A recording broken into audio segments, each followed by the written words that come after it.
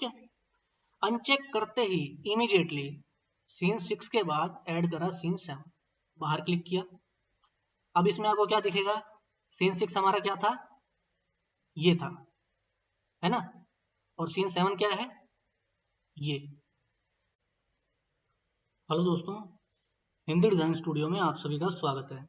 तो इसमें हम सेक्शन टूल और कैमरा टूल को यूज करके एनिमेशन बना सकते हैं। जैसा कि आपके साथ मैंने एक वीडियो शेयर किया था, इसमें ये हमारा पूरा जो बिल्डिंग है, ये एक तरफ से बनती हुई स्टार्ट होती है और फिर दूसरी तरफ से वापस कोलैप्स हो जाती है।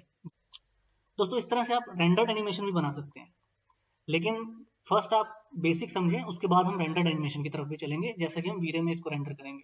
तो अब हम सेक्शन से समझते हैं एनिमेशन बनाना कैसे है। दोस्तों सबसे पहले एक रेक्टेंगल मार्क करते हैं, ठीक है। इसका साइज ले लेते हैं, मान लीजिए 9x18, ठीक है। ये हमारा एक पिलर है, कॉलम हम जो लगाएंगे, यूं समझिए। इसकी हाइट दे देते हैं 12 फीट, ठीक है। ग्रुप बना लिया इसको। दोस्तों अब इसमें हमें ये दिखाना है, ये कॉलम नीचे से बिल्ड होता हुआ इस तरह से खड़ा हो रहा है, जैसा कि हमारे इस एनिमेशन में था। हमारा ये वाला कॉलम था या वॉल थी, जो भी चीज है, किसी भी एक चीज को हमें जब बनाना है एनिमेट करते हुए, तो वो कैसे बनाएंगे। अब इसके लिए सेक्शन टूल को आपने इस तरह से यूज करना है। फर्स्ट इसको ग्रुप बना लिया, इसके साथ एक कॉलम और खड़ा करते हैं, इसी की कॉपी कर लेते हैं। देखिए इसको मैंने कंपोनेंट नहीं बनाया, ग्रुप बनाया है, ठीक है। हम इस एक कॉलम को पहले दिखाएंगे बिल्ड होता हुआ, इसके बाद दूसरा कॉलम दिखाएंगे। इसके लिए सेक्शंस में आपने ये बेसिक कल के वीडियो में देखा होगा, नहीं देखा तो आप देख लें। अभी हम लेके चलते हैं इसमें। फर्स्ट जो है सेक्शन प्लेन के लिए ऑप्शन होता है, ठीक है ना। इसको हमने लिया, यहाँ आप इसमें ग्रीन एक्सिस, रेड एक्सिस या ब्लू एक्सिस, इस पर इसको प्लेस कर सकते हैं। इसको आप राइट की, लेफ्ट की, अप की से भी मैनेज कर सकते हैं। तो मैं इसमें अप की प्रेस करता हूँ, ये ब्लू एक्सिस पर आ गया। ऊपर की तरफ से ये होगा, इसमें सेंटर में कहीं भी हमने क्लिक कर दिया, ठीक है। इसका नाम सेक्शन 1 रखा, सिंबल 1 रखा, इसको एज इट इज ओके कर दिया। अभी यहाँ पर ये पूरी बिल्डिंग में, पूरे इस एरिया में शो होने लग गया है। इसको एक बार अंडू करते हैं, क्योंकि ये हमारे इस सरफेस के ऊपर था और एक सरफेस से कनेक्टेड होने के कारण पूरा प्लेन पूरे बिल्डिंग को कवर कर लिया है। इसको अंडू करते हैं, इसके अंदर जाते हैं, एक बार अंदर गए, सेलेक्ट ऑल किया और इसको अंदर जाके एक और ग्रुप बना दिया। मतलब एक ग्रुप बाहर था, इसके अंदर एक दूसरा ग्रुप हमने क्रिएट कर दिया। आप ये करें तो बेटर है, क्योंकि हम कॉलम की बात करें, और कुछ चीजें होंगी तो वो बीच में डिस्टर्ब ना करें, इसलिए हमने ग्रुप के अंदर इसको ग्रुप बना दिया। पहली चीज ये थी। इसके बाद आपने सेक्शन प्लेन अब लिया, इस पर जब हम रखेंगे, अब ये देखिए सिर्फ इस पिलर के ऊपर ये सेलेक्ट हुआ है ना। ओके करते हैं। बाहर अगर हम किसी कॉलम पे, किसी चीज पे सेलेक्ट कर रहे थे, तो जितनी चीजें इंडिविजुअल पड़ी हुई थी सभी पर सेक्शन प्लेन अप्लाई ऑटोमेटिकली हो रहा था, है ना। ये सेक्शन प्लेन बाहर वाले कॉलम पर रखा तो पूरे बिल्डिंग पे आ गया। पूरे बिल्डिंग पे हमें नहीं चाहिए, इसको कैंसिल किया। ग्रुप बने हुए ग्रुप के अंदर जाके एक ग्रुप और बना दिया। अब ये ऑरेंज में आपको सेक्शन शो हो रहा है, इस सेक्शन को आपने सेलेक्ट करना है, मूव टूल लेना है, ठीक है। इसको आपने नीचे की तरफ, देखिए जैसे आप सेक्शन को बढ़ा रहे हैं, मतलब आपका कॉलम जो है उतना सेक्शन कटता जा रहा है, ऊपर का हिस्सा गायब हो रहा है, नीचे का हिस्सा हमें शो हो रहा है। अगर इसको मैं बिल्कुल जीरो लेवल पे ले जाता हूँ तो हमारा कॉलम बिल्कुल गायब हो गया है, ठीक है। इसको हमने ग्रुप से बाहर आ गए, ये आपको सेक्शन का प्लेन दिख रहा होगा, कॉलम हमारा गायब हो चुका है। अब इसमें ये जो तीन ऑप्शन है, इनकी हमने बात की थी कल भी। फर्स्ट ऑप्शन की बात करें, डिस्प्ले सेक्शन प्लेन, तो ये हमारा जो ऑरेंज सेक्शन प्लेन था वो भी अब गायब हो गया, ये इसको दिखाने के लिए रहता है, ठीक है। सेकंड ऑप्शन से हमारा जो ऑब्जेक्ट हमने सेक्शन कट किया वो हमें दिखाई देने लग जाता है। एक बार क्लिक करेंगे तो ये सेक्शन के हिसाब से कट गया, गायब हो गया। दूसरी बार क्लिक किया तो ये वापस दिखने लग गया कि सेक्शन प्लेन नीचे था और ये हमारा मॉडल था। इसको हम हिडन ही रखते हैं। अब इसके बाद third option, display section fill, ये जब हम कट करते हैं उसमें यूज होता है, अभी इसकी जरूरत हमें नहीं है, थर्ड ऑप्शन की एनिमेशन में हमें जरूरत नहीं है। तो अभी के लिए इसको हमने जब हाइड किया, सेक्शन को एक कॉलम के ऊपर प्लेन लगाया, उसको नीचे की तरफ ले गए और सेक्शन गायब हो गया। अब इसके बाद हमें करना क्या है, इसको एनिमेट दिखाना है, यहां से इसको ऊपर की तरफ बढ़ता हुआ, ग्रो करता हुआ दिखाना है। तो अब इसमें हमें इसको अपीयर करना है। सिंपली हम इस प्लेन के अंदर जाएंगे, ठीक है। एक बार इस सरफेस को मैं हाइड कर देता हूँ, क्योंकि फिलहाल इसकी जरूरत नहीं है, हाइड रखा। ये हमारा सेक्शन प्लेन है, इसके अंदर गए, सेक्शन प्लेन को सेलेक्ट किया। देखिए ध्यान से, अगर हमारा ये एक सीन है, इसको हम यहाँ ऐड न्यू सीन कर देते हैं, सीन 6। ठीक है, ये हमारा सीन 6 है। सेक्शन के अंदर गए, सेक्शन को सेलेक्ट किया, राइट क्लिक करके ये ऑप्शन यहाँ पर है एक्शन कट, इसको अनचेक किया। ठीक है, अनचेक करते ही इमीडिएटली सीन 6 के बाद ऐड करा सीन 7, बाहर क्लिक किया। अब इसमें आपको क्या दिखेगा, सीन 6 हमारा क्या था, ये था, है ना, और सीन 7 क्या है, ये। अब इसमें क्या चीज मूव हो रही है, क्या मूवमेंट आ रहा है, सीन 6 बाहर की तरफ से, कैमरा यहां पर, सीन 7 कॉलम बिल्ट हुआ, कैमरा अंदर चला गया। कल आपको वीडियो में यही बताया था, सेक्शन और एडवांस कैमरा टूल, तो बेसिक यही था। फिर से समझते हैं, सीन 6 इतनी दूरी पर गायब, सीन 7 कैमरा अंदर जा रहा है, कैमरा अंदर बिल्कुल कॉलम के अंदर ही चला गया, इतना हमें आगे नहीं करना। वापिस करते हैं सीन 6 पर। अब सीन 7 पर अगर इसको मुझे अपडेट करना है, अब जाहिर सी बात है सीन 7 पर आते ही ये चीज इस तरह से दिखने लग जाती है। थोड़ा सा इसको पैन बैक करते हैं, इतना दिखाया सफिशिएंट है। मान लीजिए हमारे घर के कॉलम है, सीन को अपडेट कर दिया 7 को। दोस्तों जो लोग लाइव हैं, अगर वीडियो अच्छा लगा वीडियो को लाइक जरूर कर दें। सीन 6 पर हमने अब क्लिक किया तो देखिए कैमरा में थोड़ा डिफरेंस अभी भी आ रहा है, क्योंकि सीन 6 हमने बाहर से लिया था, लेकिन सीन 7 बेटर हो गया है ना, बाहर से थोड़ा सा अंदर की तरफ आया। तो ये डिफरेंस है एक सीन का, एक छोटी सी चीज को एनिमेट दिखाने का। अब इसके लिए एक दूसरी फाइल में ओपन करते हैं, क्योंकि ये पूरी बड़ी फाइल है लेकिन छोटी फाइल को आपने सेव एज कैसे करना है पहले वो भी आपको मैं बता देता हूँ। तो एक नई विंडो में हम एक और स्केचअप ऑन कर लेते हैं। इसी तरह से दूसरे ऑब्जेक्ट की बात करेंगे, इस पर देखते हैं, इसको भी हमने बाहर क्लिक करेंगे तो पूरा मॉडल सेलेक्ट होगा। इसके अंदर जाकर सेलेक्ट ऑल में ग्रुप के अंदर हमने एक और ग्रुप बना लिया। इस पर हमने फिर से सेक्शन प्लेन लिया, टॉप व्यू में रखा इसके ब्लू एक्सिस पर, ओके। ऑरेंज को सेलेक्ट किया, नीचे की तरफ ले गए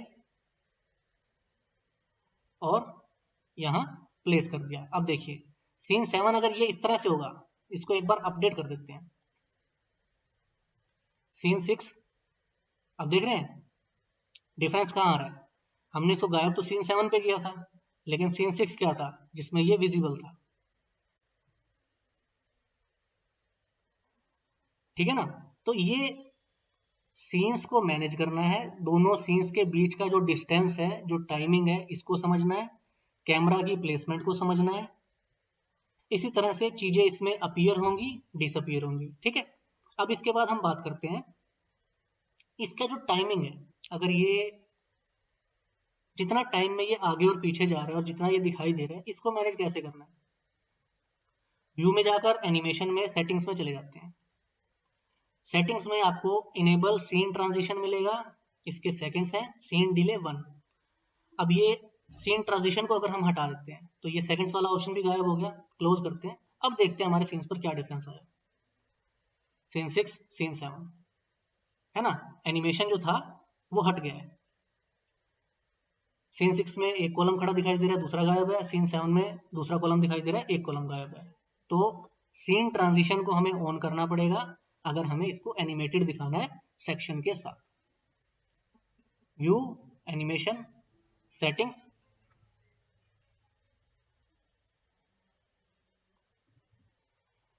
इनेबल सीन ट्रांजिशन। ठीक है, अब इसमें जो है 2 सेकंड्स का टाइम दिया हुआ है, अगर इसको मैं 5 सेकंड कर देता हूं तो इसमें क्या डिफरेंस आएगा, ये चीज 5 सेकंड के अंदर धीरे धीरे कंप्लीट होगी। 5 सेकंड में ये कॉलम नीचे की तरफ गया, दूसरा कॉलम ऊपर की तरफ आया। तो टाइमिंग हमने मैनेज करनी है किसी भी चीज की।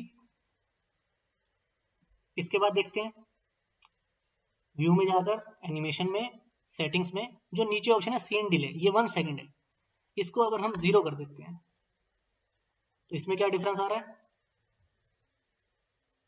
जो सीन चल रहा है कंटिन्यूअस वो एज इट इज रहेगा, इसमें पॉज नहीं लेगा। पहले ये एक पॉज ले रहा था, ठीक है ना। यहां हमने क्लिक किया,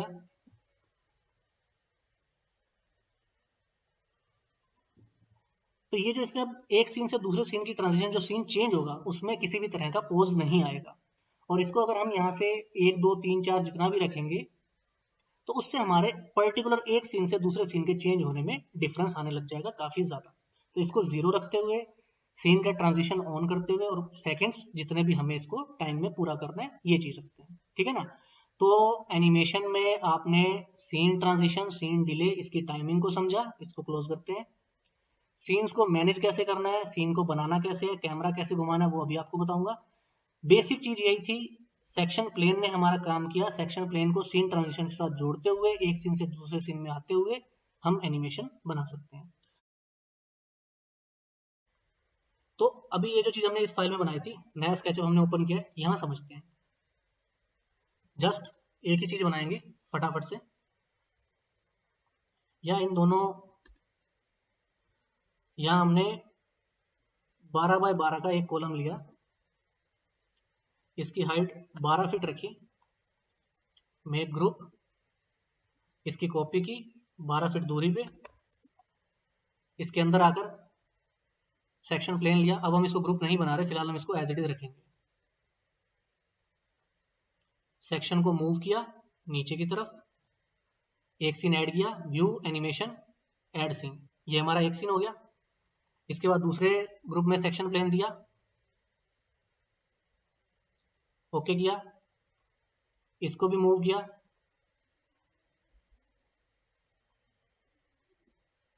और सीन को अपडेट कर दिया। तो पहला सीन हमारा दोनों कॉलम गायब है। अब इसके बाद यहां से एक्शन कट, ऐड सीन, और इसके अंदर जाकर के एक्शन कट और एक और ऐड सीन। तो सीक्वेंस क्या बना, 0, सीन 1 पर एक कॉलम आया और सीन अगले पर अगला कॉलम आया। जस्ट इतनी ही एनिमेशन हमने बनाई है, ठीक है ना। तो इसको एक बार एक्सपोर्ट कर लेते हैं। देखिए एक्सपोर्ट में 3D मॉडल का ऑप्शन है, 2D ग्राफिक का ऑप्शन है और एनिमेशन का। 3D मॉडल में आप पूरी 3D को एक्सपोर्ट कर सकते हैं किसी भी वर्जन में, किसी भी टाइप में। 2D में आप स्क्रीनशॉट ले सकते हैं, अच्छी क्वालिटी का स्क्रीनशॉट मिल जाता है। एनिमेशन पर क्लिक करते हैं, डेस्कटॉप पर अनटाइटल्ड 4 के नाम से इसको एक्सपोर्ट कर सकते हैं। ऑप्शन में आप देखेंगे यहाँ मैंने इसको 180p 1080p जो हमारा फुल एचडी होता है इस पर सेव रखा, ओके किया और एक्सपोर्ट। तो ये इसकी 181 फ्रेम है, 181 फ्रेम जो है ये इसमें इस एनिमेशन को बना रहे हैं। इसका मतलब ये कि अगर हम इसको रेंडर करते, मान लीजिए इस कॉलम पर मैं टाइल टेक्सचर लगा देता, स्टोन लगा देता, वीरे से हम इसको रेंडर करते, तो भी इसके 181 रेंडर्स हमें निकालने पड़ते, उनको हम सीक्वेंस में मर्ज करते तो हमारी ये वाली एनिमेशन रेडी हो जाती है। बेसिक हमारा ये है। इसको एक बार कंप्लीट होने देते हैं।